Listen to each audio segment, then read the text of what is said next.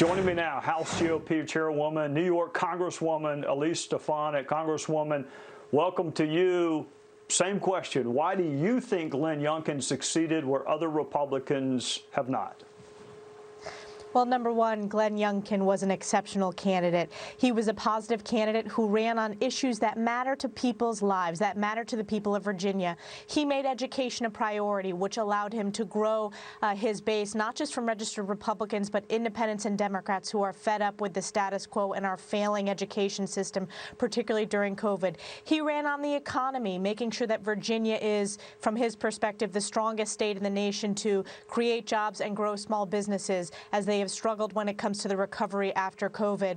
And he ran as a big tent Republican. Not only did he do well in rural communities, which he won by 27 points, Trey, but he also did well in the suburbs. And he expanded our support among Hispanics, African Americans, suburban women. So this was about addition, not subtraction. But this is an example where candidates matter, campaigns matter, and the issues that you run on and your message matters. On the flip side, Democrats ran a campaign of the past. It was like they were relitigating the 2020 election. Terry McAuliffe talked more about Donald Trump than he did, frankly, about Glenn Youngkin. We remember at the end that Terry McAuliffe brought in surrogates from the past, including former President Barack Obama.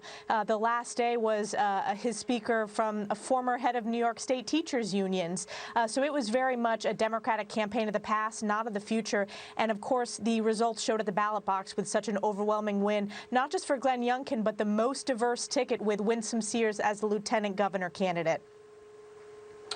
Congresswoman, Republicans do not always do well with women voters or young moms, and lucky for me, you happen to be both. Congratulations again on being a brand new mom. How can Republicans not in Virginia take these lessons and apply them in their own congressional districts or even in a national race?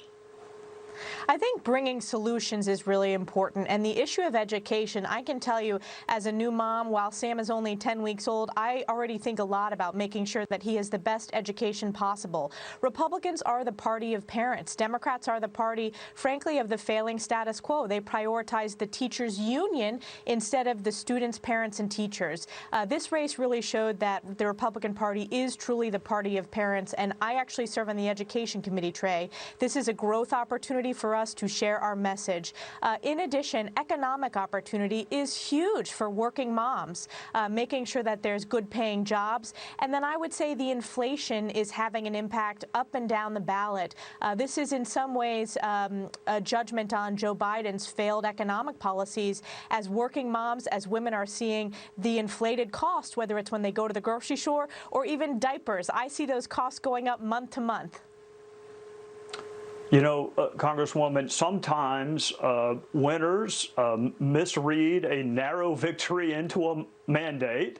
And every now and again, people that lose make a whole lot of excuses other than the obvious. You voted this week after the Virginia election results. Did your colleagues on the other side of the aisle learn anything, or are they really planning to go bigger and faster despite what happened in Virginia? They are doubling down, Trey. House Democrats are attempting to go bigger and faster and more spending. We are already facing an economic crisis, whether it's the labor shortage coupled with the inflation crisis. Democrats are currently discussing a multi-trillion-dollar spending package, the biggest spending package in our nation's history, the largest tax hike in our nation's history. So they are doubling down on the failed policies. They did not learn the lessons of Virginia, that it is not the far-left socialist ideas that voters are looking for. Voters are looking for candidates that actually stand up for the issues that matter to them, that have solutions when it comes to addressing the economic crisis. But instead, Nancy Pelosi is being controlled by the far left.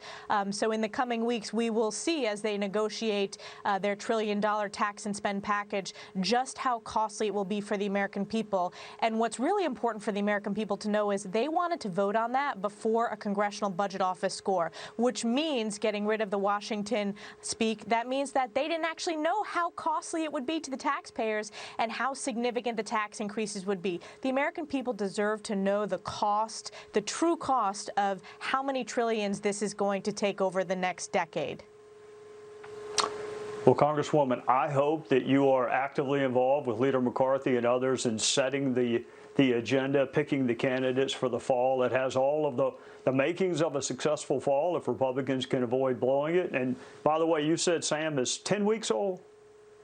Yes. I'm sure he's already reading, knowing you. As smart as you are, my guess is he's already reading. Thank you for joining us on a Sunday night. I look forward to visiting with you again. Thank you, Trey. We read every day. Coming up.